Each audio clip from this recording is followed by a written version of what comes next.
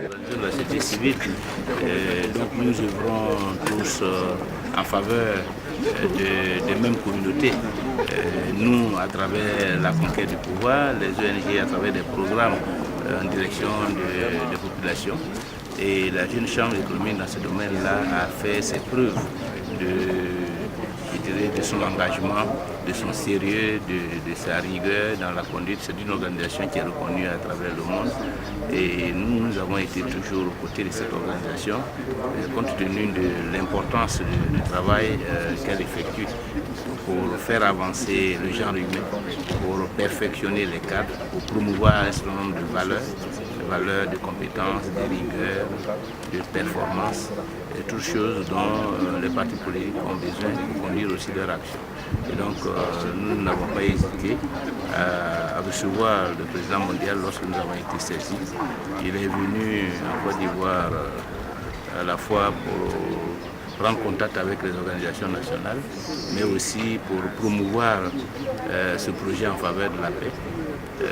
La paix est possible, c'est le thème qui a été retenu. Et donc c'est un projet de drame qui rejoint totalement le combat que nous menons aujourd'hui en Côte d'Ivoire pour sortir le pays de la crise, pour construire la stabilité politique à travers le dialogue politique, la réconciliation nationale, de manière à ce que la Côte d'Ivoire vive en paix et qu'elle s'attache particulièrement à ce qui est fondamental, à savoir le progrès économique et social des populations. Donc ce sont des choses qui convergent et dont nous avons vraiment reçu beaucoup de plaisir à recevoir le président mondial. Nous apprécions l'idée même de doter l'opposition d'un statut comme une avancée dans la construction de la démocratie en Côte d'Ivoire. Après la loi sur le financement public des partis politiques qui a été prise sous le président Laurent Gbagbo, cette loi sur le statut de l'opposition marque une autre étape dans la construction de la démocratie, surtout après les tristes événements que nous avons connus. Il était important pour relancer la démocratie que les règles du jeu soient fixées par les textes, que les droits de l'opposition soient reconnus de façon formelle et consignés dans un texte de loi, que ces obligations aussi le soient. Et cette loi a profité pour créer un poste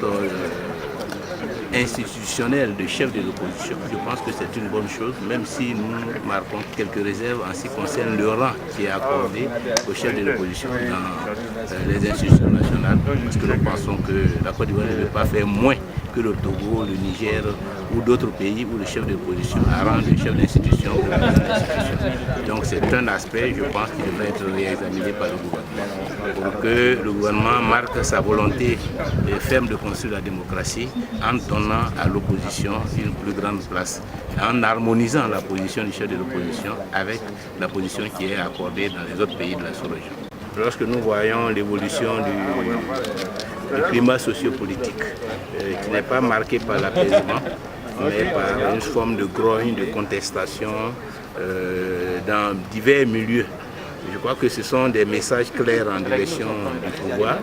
pour dire que la situation reste précaire, reste volatile, que les Ivoiriens ne sont pas contents, que la politique qui est menée ne rencontre pas leur adhésion et qu'il faut changer son fusil d'épaule et qu'il faut accorder davantage de place à la question de la normalisation de la vie politique, économique et sociale en faisant en sorte que l'environnement socio-politique soit assaini à travers la libération de tous les prisonniers politiques, et toutes les actions en faveur du retour des exilés, en tout cas toutes les actions, tous les problèmes qui résultent de la crise, il faut que le gouvernement y accorde davantage d'importance et fasse en sorte que tous ces problèmes soient réglés, pour qu'il y ait l'apaisement des cœurs et que dans la sérénité, nous nous attaquions aux problèmes de développement